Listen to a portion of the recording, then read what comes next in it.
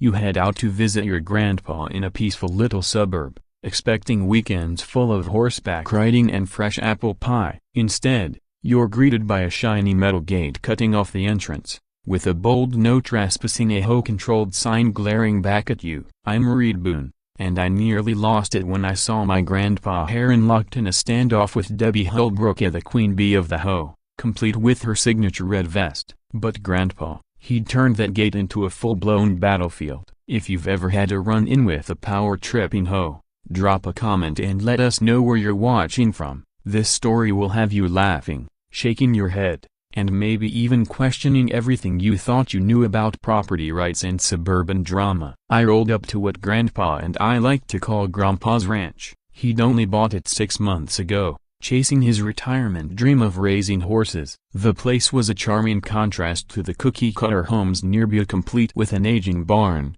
horse stables, and towering oak trees that had stood for generations. But something felt off, bad off. The familiar dirt path that led to his gate was gone. In its place stood a gleaming metal barricade and a vivid red warning, "Do not enter." Turn around. My stomach dropped. This wasn't just a fence. This was a message. Before I could wrap my head around it, a white SUV whipped around the corner, kicking up dust in its wake. Out stepped Debbie Holbrook, looking like she was ready to deliver a courtroom verdict. A red blazer, clipboard, and that overly confident look HOA folks wear like armor. She marched straight up to Grandpa, who was parked beside his truck, arms folded, glaring at the fence like it had insulted his entire lineage. "Mr. Boone," she began, her tone dripping with superiority, "we need to address your unauthorized use of shared community property." She waved a bunch of paperwork around, official enough to fool someone less savvy. But Grandpa was already sizing up the situation with the same analytical gaze he once used as a mechanical engineer. "Community property?"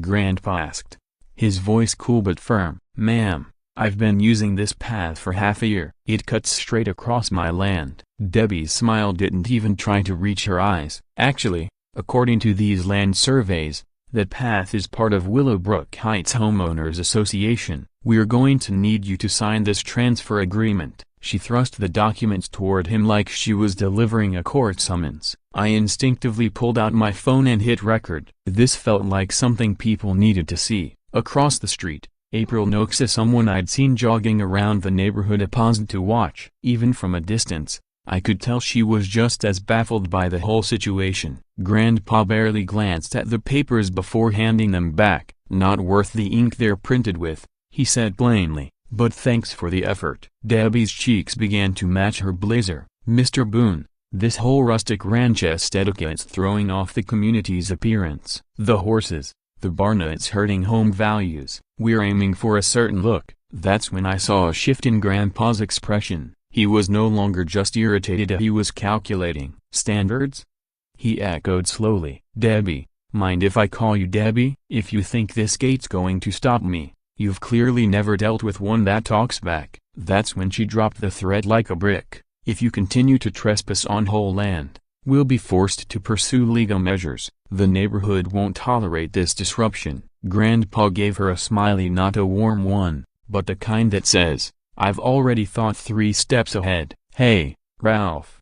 he shouted across the way to Ralph Jenkins, who was tinkering with an old Mustang in his driveway. "Mind checking those boundary markers we got surveyed last month?" Ralph wiped his hands clean and nodded, shooting Debbie a knowing look. Clearly, he wasn't new to her antics either. Debbie, clearly flustered, huffed back into her SUV, mumbling about non-compliant residents before speeding off. Grandpa turned to me with that mischievous grin I remembered from when I was a kid, the one that usually meant he was about to pull off something incredible. "Reed, my boy," he said, "I think it's time we taught that gate a thing or two about manners." I kept recording. My gut told me we were about to witness something unforgettable. As the afternoon light stretched shadows across the driveway, you could practically hear the mental gears turning in Grandpa's head. This wasn't just about a gate anymore. This was personal, about land, rights, and the kind of stubborn resolve that helped build this country. April jogged over as Debbie's SUV vanished around the bend. "What in the world was that?"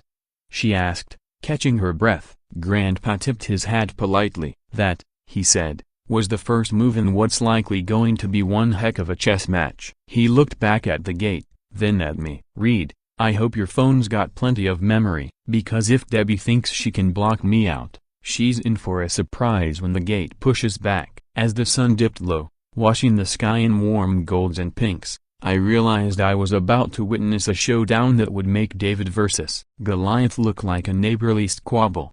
2 days later, I returned Nita, and let's just say Grandpa hadn't been sitting around sulking. Where the fence once stood firm, there was now a cheerful little wooden booth painted in sunny yellow and sky blue, complete with a hand-carved sign that read, "Toll booth a $5 per pass. Exact change, please." But the real **DIRASIS***, copyright systems, the gate. Grandpa had engineered a mechanical gate that snapped open with the precision of someone who'd spent 4 decades as an engineer and had zero patience left for nonsense. I found him sitting inside the booth, cap pulled low, grin wide as if he just completed a masterstroke. "Welcome to Boone's Toll Plaza," Grandpa declared with a grin. "Pay the fare or find another way." The first real test came not even an hour later. Debbie's familiar white SUV came storming down the road, probably thinking she'd show up to find Grandpa backing down and her precious fence reinstated just the way she liked it. Instead,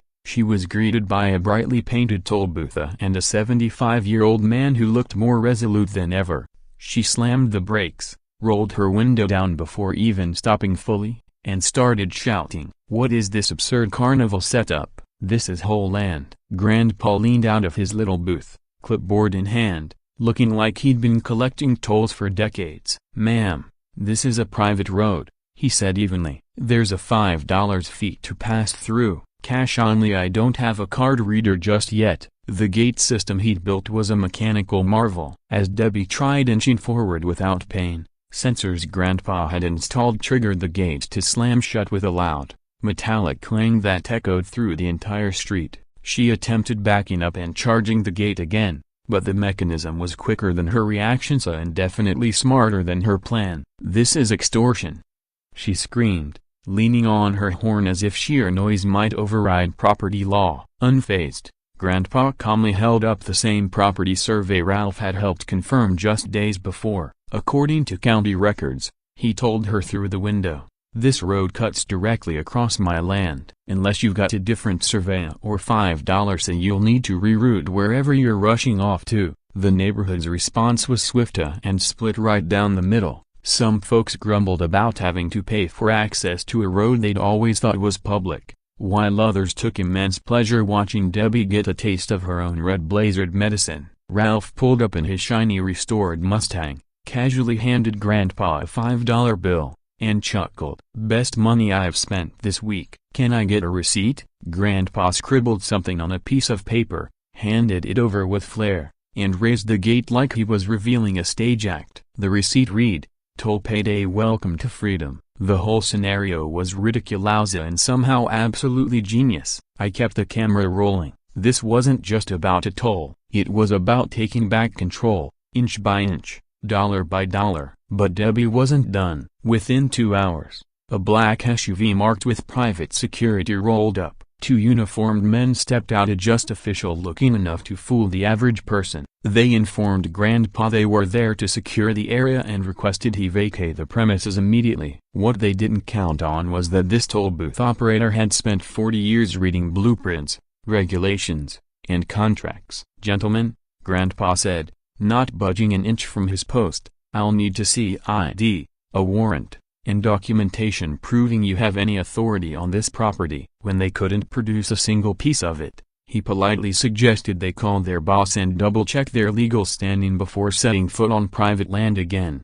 As the security guards stood off to the side making awkward phone calls, I quietly guided Grandpa through a narrow side path I found the day before. It looped around the property line and connected to his main driveway, overgrown, barely walkable, but still usable, which meant Debbie's barricade, completely pointless. That evening, I uploaded the video of Grandpa's run-in with the security guys. By morning, it had racked up over 10,000 views and hundreds of comments from people sharing their own HOA war stories. The support was unreal. And then Grandpa took things to a whole new level. He launched what he proudly called the VIP Pass Club. For $50 a month, members received unlimited access through the toll gate, a laminated Boone Ranch VIP card, and according to Grandpa, priority parking at local events. The brilliance was in the simplicity. For neighbors tired of Debbie's obsessive rules, $50 a month felt like a small price to pay for bypassing her authority completely. In just 1 week, Grandpa had 25 VIP members. April joined right away, telling me she signed up just to escape Debbie's constant overreach. Of course, not everyone was thrilled. The whole loyalists, the ones who still clung to Debbie's vision of strict uniformity, started to complain. They said the toll was unfair, that it created division and gave some people special privileges. They weren't wrong, but they were missing the bigger picture. The division in the neighborhood became clear almost immediately. Cars drove through the gate like Grandpa was a local legend. I caught several heated arguments on camera, including one where a woman demanded to know why her next-door neighbor had VIP access just because he paid for it. The answer, of course, was simple: because he supported the man who was finally standing up to the madness. Fighting back against HOA overreach wasn't just about resisting Debbie, it was about standing up to the person causing the problem in the first place. That evening, April reached out with something that changed the entire game. She'd been doing some quiet digging into Debbie's history as HOA president and had found a few troubling inconsistencies, specifically with how the community fees were being handled. Apparently, over the last year, Debbie had steadily increased HOA dues, always pointing to vague legal fees and community improvements. But April couldn't find any actual proof that those improvements ever took place or that the funds were used as claimed. She suspected Debbie's over-the-top enforcement tactics were hiding something much more self-serving. As the neighborhood continued to fracture into VIPs and rule followers, I realized Grandpa's toll booth had accomplished far more than blocking a driveway. It had pulled back the curtain on deep cracks in the illusion of suburban peace. Then, things escalated. One Wednesday morning, a courier arrived holding an envelope he clearly didn't want to be associated with. The packaging screamed intimidation, a bold red letters stamped urgent legal notice and a thickness designed to feel heavy with consequence. We opened it right there at the toll booth, my camera rolling. Inside was a clumsily written letter, supposedly from Harrison Wheeler Associates, threatening Grandpa with legal action for unlawful extortion, interference with communal property, and creating a public nuisance. It gave him 72 hours to remove the toll booth or face severe financial penalties and possible criminal charges. Grand read the letter once, then twice, then he looked up, stone-faced, and said, "This is about as real as Debbie's self-appointed HOA crown." He held a letter up to the camera, then calmly tore it into tiny pieces, explaining as he did that the law firm didn't exist, the paper was standard printer stock, and the document was full of legal mistakes any real lawyer would have caught. That clip of Grandpa dismantling the bogus legal threat took off fast to over 50,000 views by the end of the day. People weren't just entertained, they were inspired. But Debbie wasn't giving up. When legal threats didn't work, she switched strategies, trying to manipulate the neighborhood through rumors, gossip, and fake outrage. One man, looking like an accountant fresh off the pages of a policy manual, walked up to Grandpa with a printed stack of supposed home meeting minutes. "You're setting a dangerous precedent," he warned. Grandpa didn't flinch. He stared at the man and said, "The only dangerous thing around here is letting cowards make the rules." More subtly, someone had started leaving trash near the entrance to Boone Ranch. Not enough to spark complaints, just enough to imply the property was slipping into neglect. It was a petty, calculated smear campaign. One afternoon, I found Grandpa standing quietly by the wooden fence, hand resting on the rail, eyes locked on the empty horse stable he'd planned to bring back to life. He looked worn down, and not physically, but emotionally. The fight was starting to take its toll. "You know, Reed," he said in a low voice, "there was a moment I thought about giving up, tearing down the booth, apologizing to Debbie, maybe even selling the land and finding somewhere quieter." My stomach twisted. Was he really going to quit? Then he turned, and I saw that fire was still in his eyes. But then I remembered what my dad told me when I was your age. He said, "Hey son, if you back down every time someone tries to shove you around, you'll end up with nowhere left to stand." He looked at me, full of conviction. "I'm not backing down, not to her." The next escalation came in another envelope, this one far more convincing. It appeared to be from the county planning department, claiming the toll booth violated zoning codes and had to be removed immediately. The letterhead looked legit. There were reference numbers and citations that might have fooled anyone else, but not Grandpa. He spent an hour on the phone with the actual county office and confirmed the truth. The letter was a forgery. Not only had no complaint been filed, but someone had clearly gone out of their way to make a fake government document look official. The county clerk was furious about the forgery and offered to send Grandpa a formal statement verifying that he was in the clear. No zoning violations, no orders to remove anything. While Grandpa handled the fraudulent county notice, April and I were focused on uncovering the rest of Debbie's story. April, with her freelance journalism connections, reached out to a few local reporters and followed up on old employment records. What we found explained a lot. Turns out, before becoming the iron-fisted queen of our HOA, Debbie had worked for a property management company and had been quietly fired. The reason? Accounting irregularities. In plain English, she'd been caught skimming money from maintenance budgets. Rather than press charges and risk bad press, the company let her go quietly. Ralph's help was crucial too. With his surveyor friend and a set of old county records, he confirmed something we already suspected. Debbie's precious fence wasn't just on Grandpa's land, a broken bar.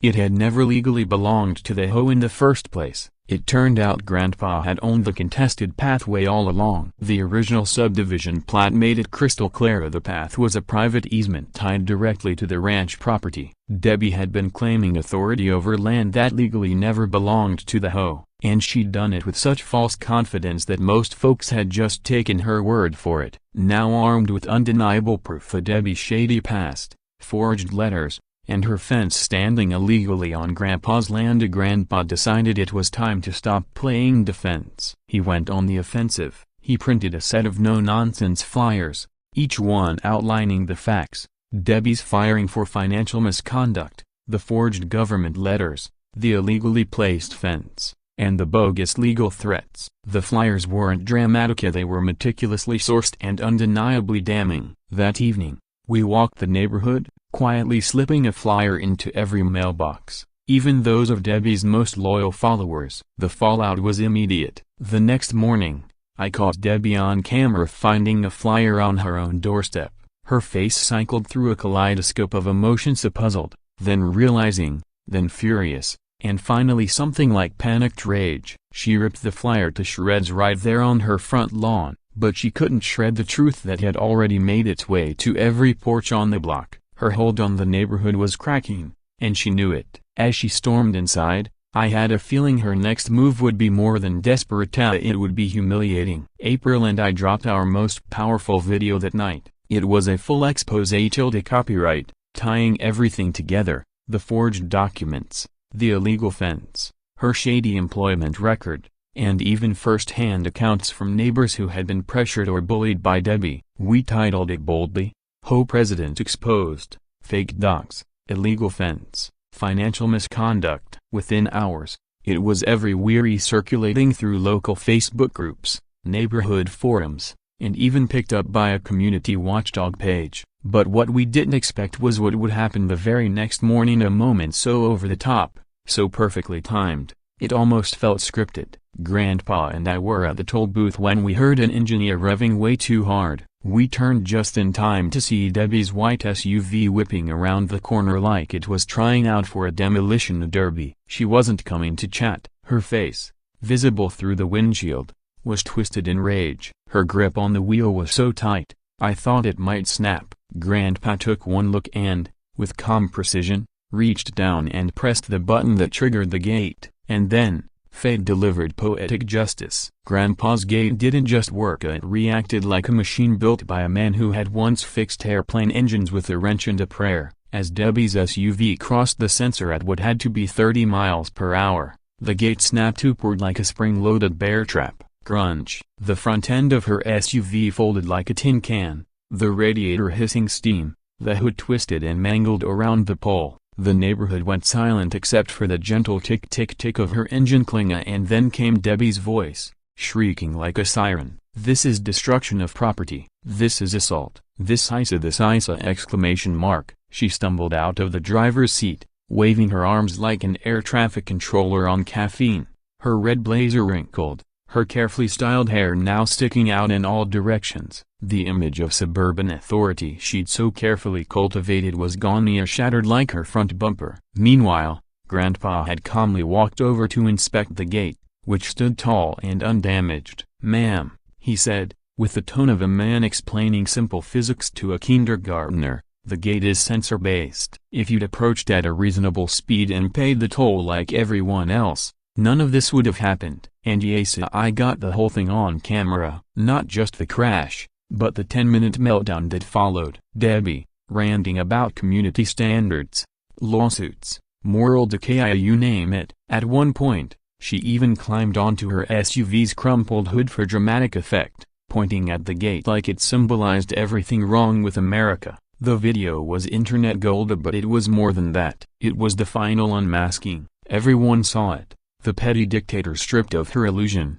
undone not by force, but by her own hubris. The neighborhood's response was instant and crystal clear. The woman across the street came out, not to help Debbie, but to hand Grandpa a fresh cup of coffee and ask how he was doing. Ralph showed up minutes later, not with concern for Debbie, but with his toe strap in case Grandpa's gate had taken damage. It hadn't. Even a few of Debbie's former cheerleaders started reconsidering their loyalty as they watched her scream, blame, and unravel in full view of everyone. By the end of the day, the video of Debbie's SUV smashing into Grandpa's gate had racked up over 200,000 views. The comment section was a wildfire of shared experiences, of people swapping stories about nightmare neighbors, rogue HOA boards, and suburban power trips. But something deeper had shifted. All our previous videos, no matter how thorough, had been easy for skeptics to dismiss as complicated legal drama.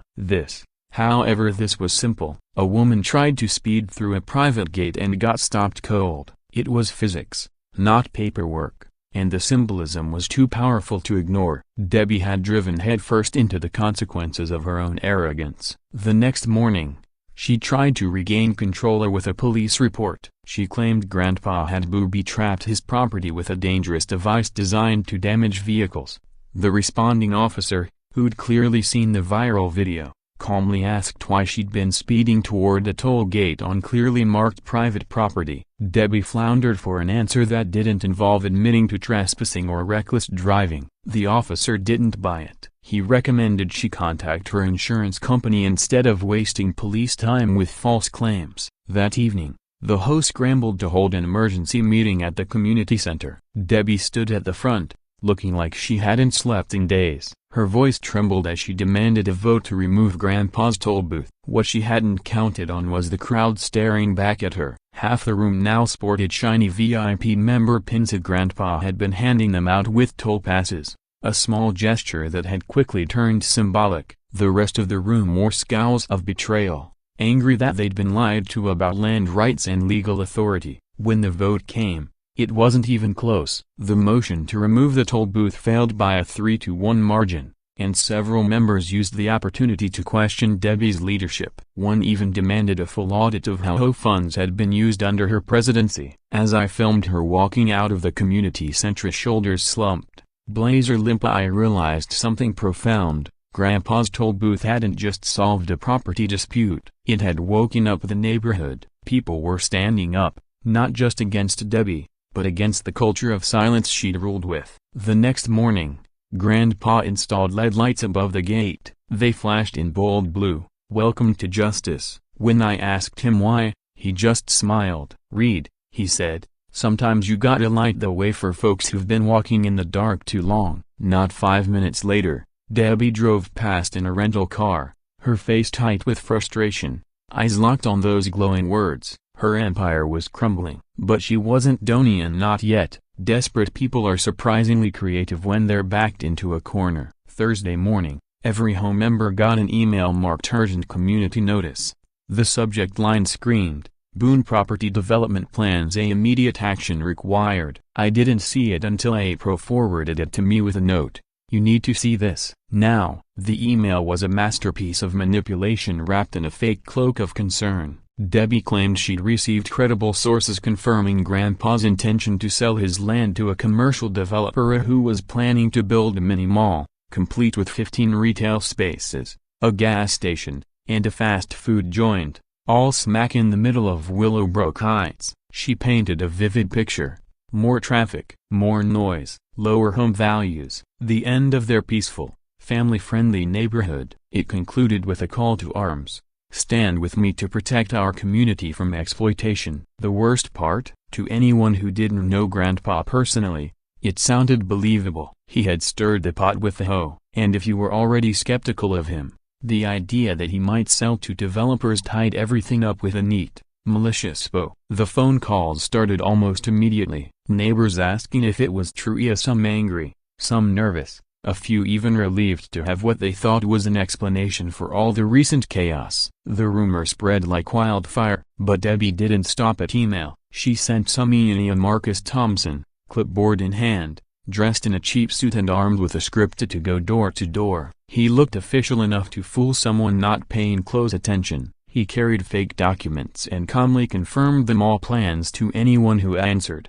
He worked the neighborhood during the day, targeting retirees and stay-at-home parents, people who might be home alone and less likely to question his story. By the time I found out what was happening, Marcus had already knocked on more than half the doors on our street. The effect was swift and painful. Neighbors who used to wave now averted their eyes. People who'd once dropped off cookies started crossing the street when Grandpa came outside, and then someone left a handwritten note under the windshield wiper of his truck. Someone had left a note on Grandpa's windshield, "Sell us out," scrawled in thick block letters. As if that wasn't enough, a neighbor casually called him a money-grubbing developer during what should have been a normal chat about repairing a fence. I found Grandpa later that afternoon, sitting alone by the fence line, his hand resting on the weathered wood, eyes fixed on the empty horse stables. There was something in his expression I hadn't seen before, something heavy. For the first time since this whole battle began, he looked truly defeated. He didn't say anything for a long while, just kept staring. Then, quietly, he spoke. "You know," he said, his voice barely above a whisper, "your grandma and I used to dream about a place like this. Every winter, when the world felt too loud, we'd talk about building something peaceful." She passed before we got the chance. I bought it anyway, for both of us. That hit me hard. This wasn't just about toll booths or legal technicalities. This was about love, memories, and the kind of dreams you chase for someone even after they're gone. He looked back at the fence and let out a hollow chuckle. "Funny, isn't it? The loudest thing around here now is a fence." Then, without turning, he added, "You know what the worst thing about lies is, Reed? It's not that people believe them, it's that they want to. It's easier to think I'm just some greedy old man trying to cash in than a neighbor standing up for his rights." I started to respond, to tell him people would come around, that the truth always wins, but he raised a hand to stop me. "Oh, don't get me wrong," he said, and suddenly there was a familiar fire back in his eyes. "I'm not giving up. If anything, Debbie's taught me something valuable. She's digging her own grave, and the deeper she goes, the harder it's going to be to climb out." And that's when the breakthrough happened. Marcus, the fake developer rep, made a critical mistake. He showed up at the ranch. I was there with my camera when his rental car rolled in. Same cheap suit, same clipboard. He introduced himself as a rep from Pinnacle Development Solutions and started asking Grandpa about the timeline for the supposed commercial project. But what Marcus didn't know, Grandpa had spent 4 decades dealing with real contractors, and this guy's script was so laughably fake, it practically had Debbie's name written all over it. Grandpa didn't flinch. He played along like a pro. "Can I see your contractor's license?" he asked. "Got liability insurance paperwork? What about environmental impact studies? Those are mandatory for commercial builds this size, right?" Marcus froze. He had nothing. Grandpa leaned in, voice calm but firm. "Maybe go back and check with your supervisor before misrepresenting yourself." Every word, Every pause he caught on camera, you could actually see the panic rise on Marcus' face as he realized he'd been outplayed. He tried to walk it back, muttering something about a miscommunication, but the damage was done. That night, Grandpa made his move. He invited the entire neighborhood to the ranch for an open meeting. No tricks, no rumors, just the truth. Over 60 people showed up. Many of them had believed Debbie's lies. Some were skeptical, but all were curious. Grandpa walked them through everything. He gave them a tour of the horse stables under construction. He explained his dream of launching a small writing program for local kids. He even showed the blueprints for a simple home renovation to make the place more comfortable in retirement. Then came the paperwork. Permits, contracts, documents, all showing zero plans to sell or develop the land. I uploaded every minute of it. April helped edit the footage and added her expose tilde copyright on the rumor campaign. We included the clip of Marcus, caught red-handed. By the time it went live, Debbie's plan had blown up in her face. Her toll booth protest, now it was a symbol of everything broken about HOA overreach, and everything right about standing your ground.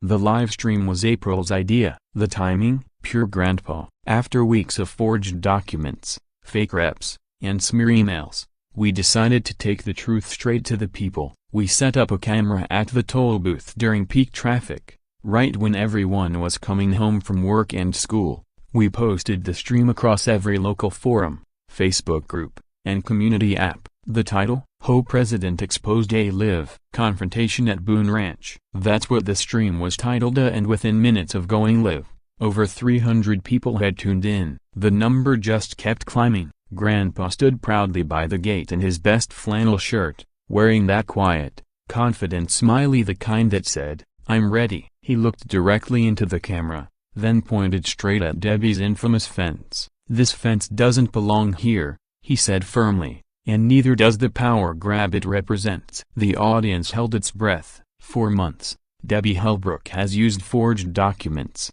fake letters, and even paid actors to try to steal my land and intimidate our neighbors. Today, we're exposing how deep this goes. One by one, Grandpa held up the stack of fraudulent papers Debbie had relied on and ripped them apart, explaining exactly what made each one false, illegal, or both. The evidence was damning. April had compiled a rock-solid dossier: Debbie's termination letter from her last job, forged government documents, Marcus Thompson's invoice showing he was hired to impersonate a developer, and testimonies from neighbors who'd been harassed, lied to, or threatened. Each item was displayed on camera. Each piece fit perfectly into the larger puzzle of abuse and deception. The live chat exploded with reactions. People shared their own horror stories, praising Grandpa's courage and marveling at the depth of our investigation. By the 30-minute mark, we had over 1,500 viewers, and the stream was being shared across social media faster than we could keep up.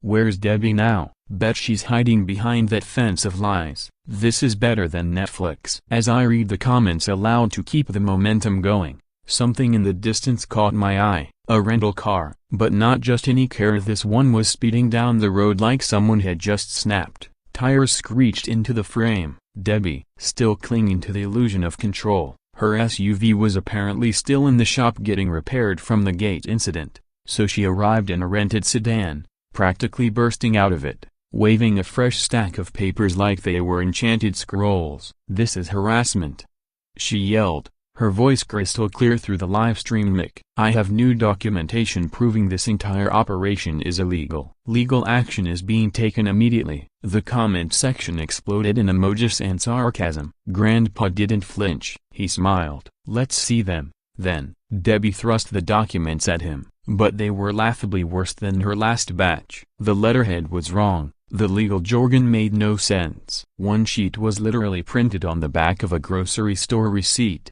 Grandpa calmly held each page to the camera, showing thousands of viewers just how poorly faked they were. "Debbie," he said slowly, "these aren't just fake, they're insulting. Did you really think you could scare me with papers you printed off your home printer 20 minutes ago?" Her face flushed red. She realized that as she was live, over 2,000 people were watching, commenting on her every word, every fumble, every lie. Panicked, she demanded we stop filming, citing privacy laws. Grandpa reminded her, gently but firmly, that she was on his private property, uninvited. Then she pivoted and talked about community standards and property values, but that argument was long dead. The truth had already drowned it out. And then, like a perfectly timed inquiry, Ralph arrived. He walked into frame carrying a thick folder, official county documents. Inside, proof the fence stood on Grandpa's land, confirmation the HOA never owned the disputed property. It was the final puzzle piece, and everyone watching knew it. The chat erupted in celebration. Even Debbie looked shaken now.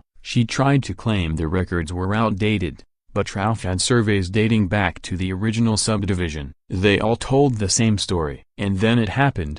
Neighbors started arriving in person, drawn by the live stream, drawn by the truth. April came too, handing out printed copies of the invoice from Marcus and Debbie's termination letter to anyone who wanted to see it. So literally, some of the VIP pass holders showed up to support Grandpa. Even a few former skeptics crossed the linear both physically and metaphorically as they watched Debbie spiral live in front of thousands. The contrast couldn't have been clearer. Grandpa, calm, composed, factual. Debbie, frantic, cornered, unraveling in real time. Finally, she retreated storming back to her rental car, bombarded by calls for her resignation as HOA president. By the time the stream ended, it had over 10,000 views and hundreds of shares. The damage was irreversible. The truth was undeniable. As I ended the broadcast, Grandpa opened the gate and smiled wide. VIP members get free access for the rest of the week. Let's call it a Broken Bar Transparency Day. The crowd cheered. The neighborhood had changed forever. What we witnessed that day wasn't just a win for Grandpa. It was a victory for truth, for community, and for the power of people standing together against corruption. And as for that toll booth, to some, it was just a gate. But to the rest of us, it was the last stand before tyranny. 3 days later, her resignation became official. A formal letter from Debbie Hellbrook was circulated, citing personal reasons and a desire to explore new opportunities. But let's be real, everyone knew the truth. She lost the war the moment she fled that live stream in her rental car. Debbie's fallen. The rise of community spirit. By the time news officially broke that Debbie was under investigation for submitting forged government documents, it hardly surprised anyone in Willowbrook Heights. The woman who had spent months bullying neighbors with fabricated authority was finally facing actual legal accountability. Almost overnight, the neighborhood began to transform. Without Debbie stirring up drama or manufacturing crises, people started reconnecting like they used to, chatting across fences, lending helping hands, and seeing one another as neighbors again rather than adversaries. Ralph organized a crew to take down the infamous fence, and many residents joined in to help clear the path that had once connected the community for decades. Kids began playing freely again in areas that Debbie's arbitrary rules had off-limits, and homes started showing signs of personal flair long stifled by strict community standards. But Grandpa wasn't done. The man who had turned a property dispute into a powerful symbol of resistance had one final surprise plan, had something grander than anyone expected. Collaborating with a local artist and funded by donations from inspired neighbors, he commissioned a permanent art installation to celebrate their shared victory and stand as a reminder of what can be accomplished when people come together. The unveiling happened on a bright Saturday morning. Over 200 people turned up at the site where Debbie's illegal fence once stood. Reporters, neighbors, and even a few city council members were in attendance. April brought her journalist friends. Ralph parked his newly restored Mustang front and center, and kids ran around proudly wearing their collector's edition VIP badges. When Grandpa pulled the cover off the installation, the crowd erupted. It was a beautifully carved wooden gate, painted in vibrant colors and adorned with motifs reflecting the community's journey. But it was the inscription above that stole the moment. Walt's Gate, managed by Freedom. The name was both clever and poetic. Walt honored Walt Whitman, the American poet who championed democracy and personal liberty, but the gate's name also felt warm and welcoming. The kind of place where neighbors cared about each other more than yard conformity or paint color codes. Managed by Freedom was Grandpa's final nudge, a reminder that leadership should empower, not control. Several neighbors took the mic that day, sharing how Grandpa's stand had given them courage to push back against other HOA injustices. One couple had successfully challenged absurd landscaping rules. Another family had won a battle against discriminatory policy enforcement. April even revealed she was writing a book about HOA reform, using Grandpa's story as its emotional core. The most heartfelt moment came when a group of children presented Grandpa with a handmade sign for his toll booth. It read, "Honorary Mayor of Waltzgate," decorated with doodles of horses, gates, and Debbie's SUV crashing into cartoon barriers. The sign drew laughter and tears. Grandpa, clearly moved, accepted the gift with his signature mix of humor and humility. This was never just about offense. It was about protecting the spirit of a true neighborhood where people looked out for one another rather than policing each other. As the crowd thinned and the ceremony wrapped up, I found myself standing beside Grandpa at the now famous toll booth. It had become something of a local landmark. Several folks joked that he should run for HOA president, and judging by the grin spreading across his face, he was definitely considering it. "You know, Reed," he said, watching kids laugh near Waltzgate, "Debbie might have actually done us a favor." Sometimes, it takes a storm to clear the air and remind people what really matters. Exactly 3 days later, at 7:12 a.m. sharp, a U-Haul rumbled down the street. Debbie, sunglasses on and lips tight, loaded the last box in silence. No one waved. The only sound, the soft clink of the toll gate opening and closing, like punctuation at the end of a long sentence. The epilogue continues to unfold, but the heart of the story is already written. Debbie's reign of false authority and fear had been crushed by truth, transparency, and a united community. Power doesn't belong to those who shout the loudest. It belongs to those who stay, who show up, and who believe in doing what's right. Today, the toll booth still stands. It's mostly symbolic now, more joke than fee systema, and the VIP passes, they've become collector's items, framed in homes as reminders of a time the neighborhood took a stand. If you've ever faced HOA nonsense, bureaucratic overreach, or small-time tyrants with outsized egos, then you know this story isn't just about one community. It's about the line between leadership and control, between rules and freedom, between isolation and unity. So what do you think? Should Grandpa run for HOA president? Because if he does, I have a feeling his campaign slogan would be, "Make neighborhoods neighborly again." And honestly, that's exactly the kind of leadership we all deserve. You've just witnessed another wild ride with G Stories. Hit subscribe to join us for more unbelievable twists, hilarious moments, and the kind of stories that remind you, truth still matters.